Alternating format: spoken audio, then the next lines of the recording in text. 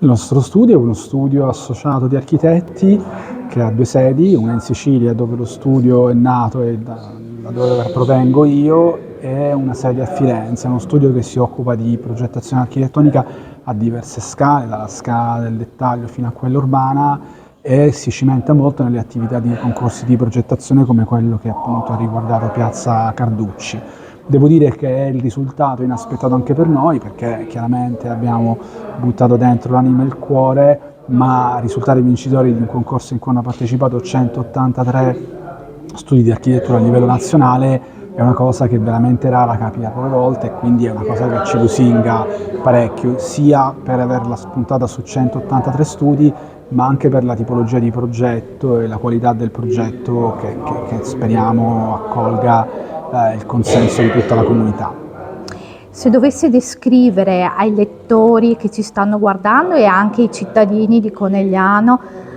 quella che sarà la futura Piazza Carducci, quali sono le caratteristiche principali che andranno a contraddistinguerla?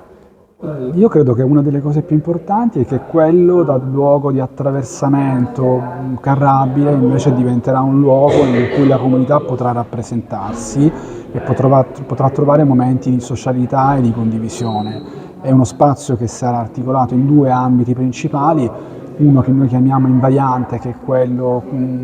aggettivato dagli elementi di arredo, le sedute, la vegetazione e le alberature, e un altro invece che è caratterizzato da una corte porticata aperta verso la scalinata degli Alpini, che è uno dei punti focali della piazza con la quale abbiamo cercato una relazione molto forte, che invece è uno spazio più flessibile, disponibile ad ospitare eventi di varia natura, tra cui eventi sportivi, possibilmente ancora dei mercati o eventi di carattere culturale come rappresentazioni, concerti. Durante la sua presentazione lei ha fatto riferimento anche al concetto più in generale di piazza che si trovano ad esempio nei dipinti di De Chirico, quindi insomma questo cambio appunto di vita in Viale Carducci, che diventerà una piazza dal punto di vista architettonico, come potrebbe definirlo?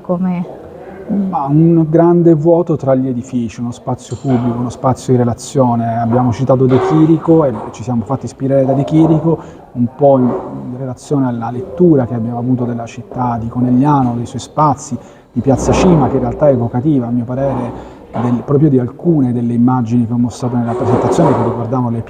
varie piazze Italia di De Chirico, che hanno un carattere monumentale, metafisico, ma soprattutto sono piazze molto precise, molto misurate e scandite da una metrica che deriva dalla presenza dei portici, di impaginati delle facciate molto rigorosi e di elementi che l'aggettivano come abbiamo provato a fare noi.